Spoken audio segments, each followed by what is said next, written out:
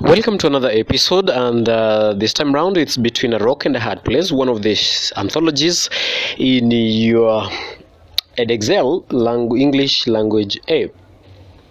Between a Rock and a Hard Place by Aron Ralston. Of course, as usual, we are going to be looking at the background and context, and the analysis is done by none other than Tabiga Sherlock. Background and context.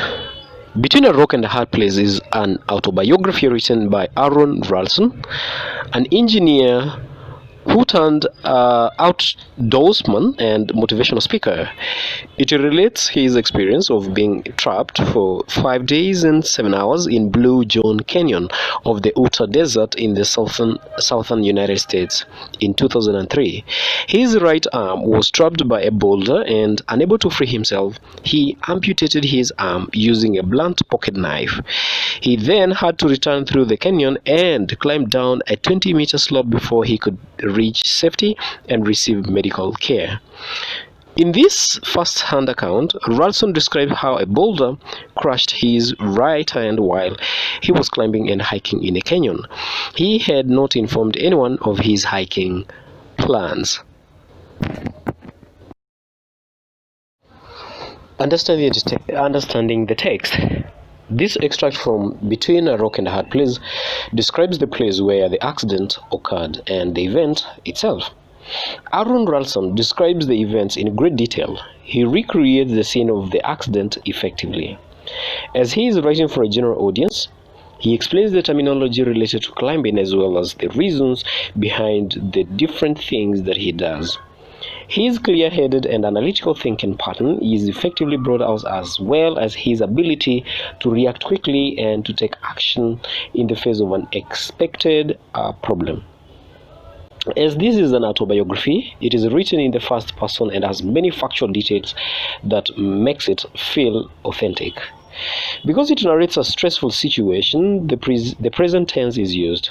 This gives it a sense of immediacy and makes the reader feel as though they are there with the writer as the events unfold. So, students, what are you expected in your exams? So this is what the examiners expect of you. Exam style question. How does the writer use language and structure? As usual, as a common thing, how does the writer use language and structure to capture the interest of the reader? How does the writer use language and structure to capture the interest of the reader? You should support your answer with close reference to the passage, including brief quotations. Here is a sample answer. The passage starts with the suggestion of security that he has done his before. Another drop-off. The use of measurement creates tension as it shows the expanse the writer is climbing in. 11, and I quote, 11 or 12 feet high, a foot higher and of a different geometry than the overhang I descended 10 minutes ago, end of quote. The use of adjectives claustrophobic creates a feeling of pressure and anxiety. Large space and small space are contrasted, which creates a feeling of being closed in. For example, and I quote, here the slot narrows, and another quote, narrow passages like this one, end of the second quote. The phrase, I quote, it supports me but totters slightly, foreshadows that something ominous is going to happen. Reference to time shows the speed of events and creates suspense. The next 3 seconds play out at a tenth of their normal speed. Use of emotive language conveys the writer's feelings and physical pain. The rock slides another foot high down the wall with my arm in tow, tearing the skin of the lateral side of my forearm. I'm frantic and I cry out. My desperation. That is the citation of the evidence from the text, those particular examples that I've listed down there. But then, students, that qualifies this text to be emotive in nature, because the writer wants to evoke the reader's or his audience's attention and also feelings. Religious language is also used to express extreme emotion. Good God, that is the quote. My hand. Use of punctuation shows tension as time slows down his reactions. In slow motion, the rock smashes. My disbelief paralyzes me temporarily as I stare at the sight of my arm vanishing into an implausibly small gap. The extract starts with confidence that Ralston knows what he is doing. In the second paragraph, words like controlling and also solid. But in the fifth paragraph, he ends with a sentence beginning with my only hope, showing the building of suspense. The use of short sentence emphasizes the stressful situation and the physical pain. And I quote, then silence. Nothing. Lists are used to show how much action is happening. The rock, and I quote, the rock smashes my left hand against the south wall.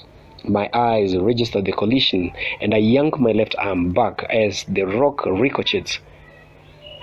At the wrist, palm in, thumb up, fingers extended, end of quote.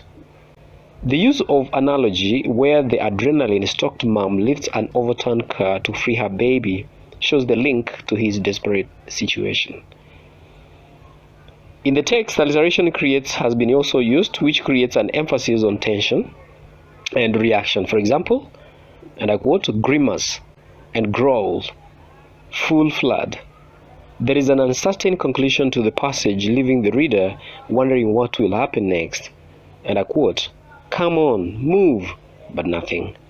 Good students, it's worthy paying attention to the work as per to your pace or your speed.